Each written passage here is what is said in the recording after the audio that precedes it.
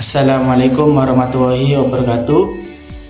Yang saya hormati Bapak Dosen Fikru Mafar MIP dan yang saya banggakan teman-teman kelas D4 yang berbahagia ini.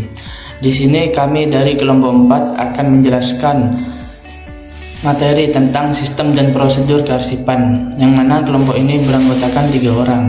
Di antaranya ialah Etika Yulia Putri, Jawaratun Nafi'ah, dan Ihsan Ibadillah.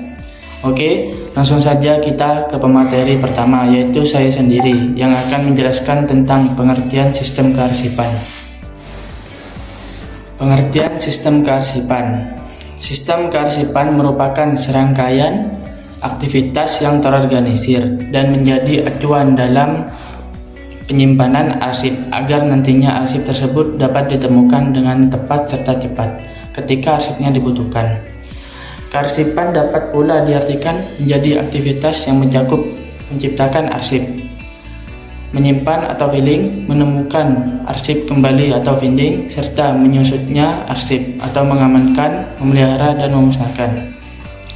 Kearsipan mempunyai beberapa unsur di mana saling berkaitan supaya bisa meraih tujuan. Menggunakan istilah lain, kearsipan merupakan sebuah sistem informasi manajemen. Dapat dikatakan sistem kearsipan merupakan sebuah gabungan dan penyusunan berdasarkan komponen-komponen kegiatan kearsipan, di mana dibentuk guna menemukan penyelesaian terhadap perkara-perkara yang bisa mencapai tujuan yang sudah ditetapkan. Sekian pembahasan dari saya. Selanjutnya pemateri yang kedua akan disampaikan oleh Saudari Jawaratun Nafi'ah. Baik, perkenalkan, nama saya Jawaratun Nafi'ah. Di sini saya akan menjelaskan materi yang kedua, yaitu tentang macam-macam sistem kearsipan. Terdapat 5 macam sistem kearsipan. Yang pertama, sistem abjad. Sistem abjad ini dapat diartikan sebagai instansi eksklusif yang berisi nama orang, daerah, organisasi, atau nama lain dengan mentaati aturan menurut alfabet A hingga alfabet Z. Abjad yang digunakan merupakan huruf pertama dari nama-nama tersebut pada indeks atau aturan yang berlaku pada setiap nama. Yang kedua yaitu sistem subjek. Sistem ini diartikan sebagai judul utama perkara dari organisasi atau instansi sebagai subjek yang dimaksud. Ketika mengaplikasikan sistem ini, seorang arsiparis wajib memilih terlebih dahulu mana perkara-perkara yang menjadi penekanan atau permasalahan dalam surat menyurat setiap harinya. Masalah perkara tadi dijadikan satu sebagai suatu subjek. Yang ketiga yaitu sistem geografis. Sistem geografis merupakan sistem berdasarkan pembagian daerah ataupun wilayah tertentu. Pengelompokan sistem ini dilakukan berdasarkan satuan wilayah tertentu, misalnya seperti kepulauan, kabupaten, kota, provinsi, serta banyak lainnya. Yang keempat yaitu sistem nomor. Sistem penyimpanan ini dilakukan berdasarkan angka yang digunakan untuk menjadi panduan mengatur file-file urutan nomor. Sistem angka adalah sistem penyimpanan dan penyusunan file menggunakan urutan nomor menjadi panduan dalam mengelolanya.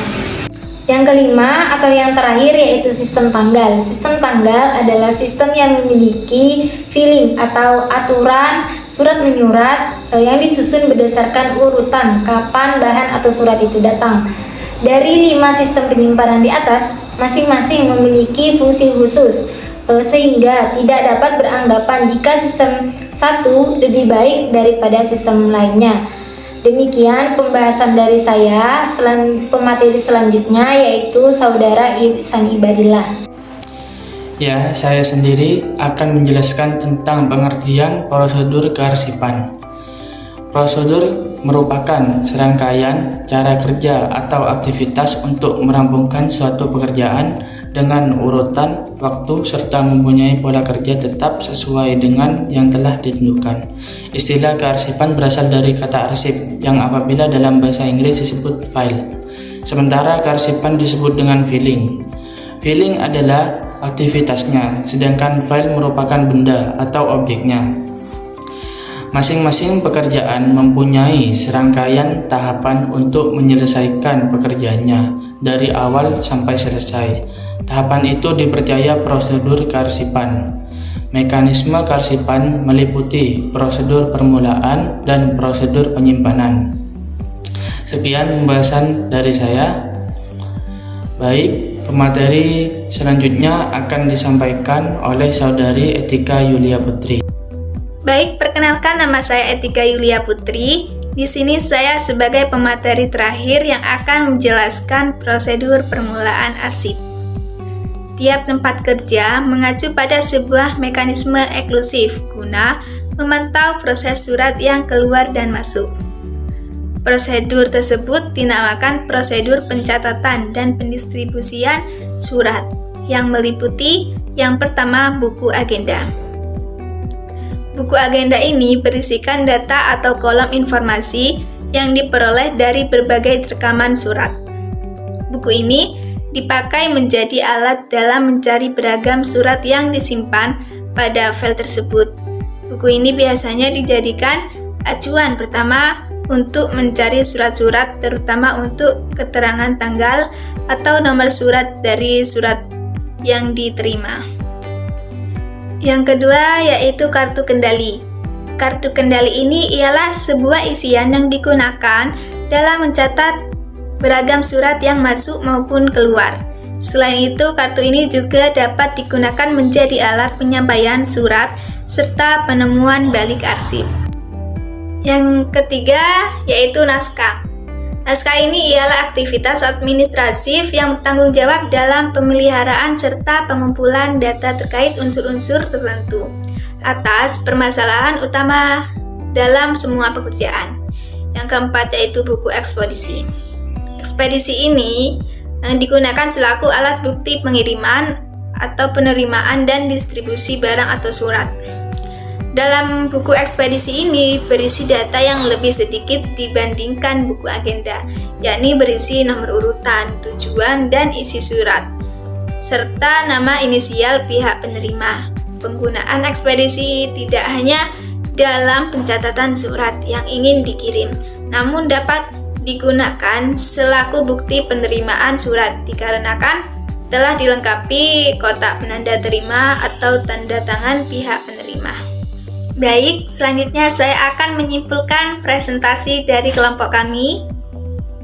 Sistem kearsipan adalah sebuah golongan serta penyusunan unik menurut aspek-aspek kegiatan kearsipan, di mana dilakukan guna menemukan penyelesaian yang terkait. Kasus-kasus kearsipan sebagai akibatnya mampu meraih tujuan yang telah diterapkan. Pada dasarnya sistem kearsipan ini ada 5.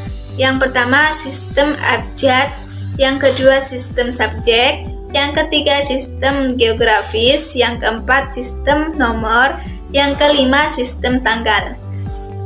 Kemudian, prosedur merupakan serangkaian cara kerja atau aktivitas untuk merampungkan pekerjaan dengan urutan waktu serta mempunyai pola kerja tetap sesuai yang telah ditentukan. Demikian presentasi dari kelompok kami, kurang lebihnya mohon maaf. Assalamualaikum warahmatullahi wabarakatuh.